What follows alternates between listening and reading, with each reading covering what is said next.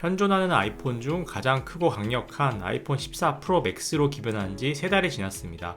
저는 이전에 아이폰 13 프로를 쓰고 있었는데 프로 맥스로 오니까 확실히 좋은 점도 있지만 가끔은 잡고 손에 쏙 들어오는 아이폰 13 프로가 생각날 때도 있더라고요. 오늘은 제가 14 프로 맥스 구매를 생각하시는 분들을 위해서 제가 실제로 아이폰 14 프로 맥스를 쓰면서 만족스러웠던 점과 쓰다 보니까 아쉽게 생각되는 부분들을 정리해봤습니다. 사실 13에서 14로 1세대 업그레이드하는 거는 체감 차이가 그다지 크지 않을 수도 있습니다. 하지만 다이나믹 아일랜드에서 보이는 확실한 전면의 디자인 차이와 이걸 활용해서 자연스럽게 이어지는 사용 경험을 하다 보면은 확실히 내가 한 세대에 더 진보된 아이폰을 쓰고 있다는 생각을 하게 됩니다. 일단 잠금 해제할 때 보이는 비주얼 효과를 제일 많이 보게 되고요. 유튜브 뮤직으로 음악을 켜놓고 나오면은 이렇게 표시가 남습니다. 왼쪽에는 앨범 커버 아트가 보이고 오른쪽에는 음악이 비주얼화되어 보이는데요. 이것도 대충 나오는 게 아니라 세련된 디자인이 돋보여요. 저는 단순히 물결만 반복되는 줄 알았는데 현재 음악이랑 싱크로 돼가지고 움직이고 있고 색상도 왼쪽에 팝업되어 있는 커버 아트와 같은 색의 계열로 조합되어 있습니다. 언뜻 지나치기 쉬운 것도 자세히 보면은 상당히 신경 썼다는 게 보이죠. 그리고 다른 앱을 보다가 다시 보고 싶으면은 다이나믹 아일랜드를 누르면 돼요. 이 화면이 없는 카메라 홀 자체에도 터치 센서가 있어서 이 홀을 터치해도 반응을 합니다. 기술적으로 어쩔 수 없이 디스플레이를 막아야 하는 한계를 이렇게 센스있게 고급진 UI로 재탄생시킨 것은 역시 애플답다는 생각이 들었고요. 아이폰 14 프로로 바꾸자마자 가장 먼저 체감되었던 만족스러운 사용 경험이었습니다. 아이폰 14 프로는 13보다 후면의 메인 카메라가 개선되었는데요. f1.78에 4800만화소 카메라가 탑재되어서 기존의 1200만화소 렌즈를 대체했습니다. 다른 브랜드에서는 1억만화소가 이미 보편화되었는데 작년까지도 1200만화소를 고집하던 애플도 드디어 고화소 렌즈를 추가했어요.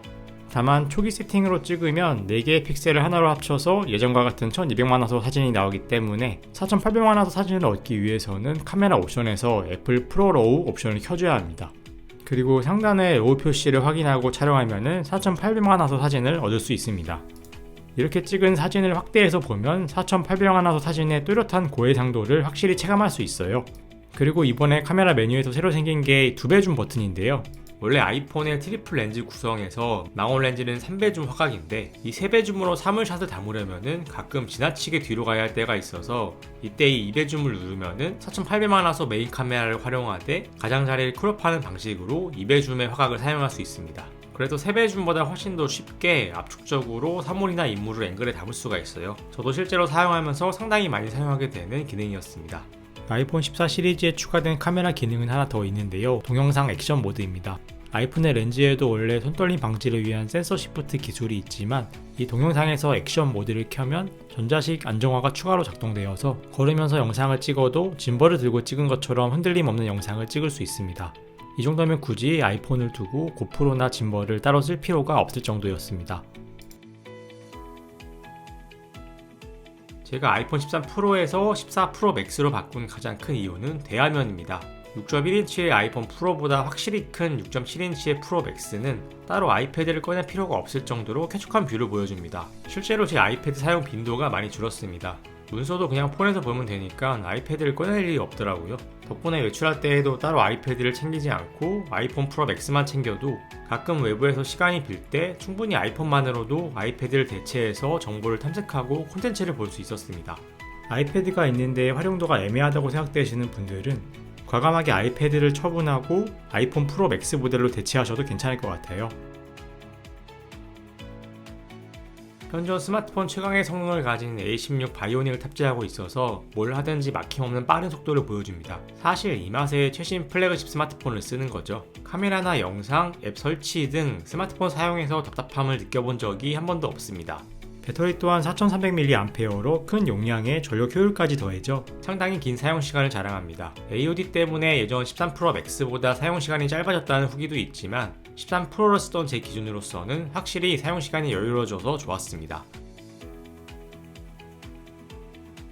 이번 14 프로 라인업에만 새로 추가된 기능이 바로 상시 켜짐 디스플레이인 AOD인데요. 갤럭시의 AOD는 화면 전체가 꺼지고 시계와 알림 정도만 표시가 되지만은 아이폰은 잠금 화면 전체가 그대로 살짝 어두운 상태로 바뀌게 됩니다. 그래서 정보를 확인하기가 훨씬 편합니다. 물론 어둡지만 계속 켜져 있으면은 배터리가 조금씩이라도 소모되기 때문에 이런 배터리 소모를 막으려면은 아예 아이폰을 뒤집어 놓으면은 AOD도 꺼집니다. 애플은 이 AOD를 강조하기 위해서 소프트웨어도 업데이트했는데요. 애플워치처럼 다양한 페이스를 설정하고 사용자할 수 있게 되었습니다. 그래서 다양한 위젯을 추가할 수 있게 되었는데 바탕 화면 위젯에 비해서 잠금 화면용 위젯은 아직 많이 없는 편이라서 아쉬웠습니다.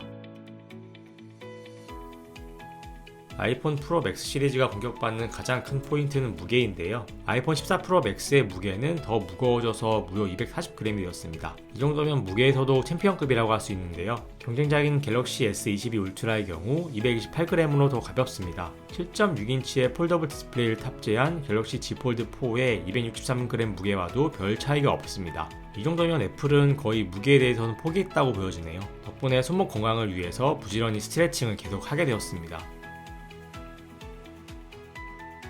이번에 아이폰 14 시리즈는 달러 기준으로는 인상이 없었지만 환율 때문에 큰 가격 상승을 맞게 되었는데요. 가장 용량이 작은 128기가 모델 기준으로 무려 175만원이 되었습니다.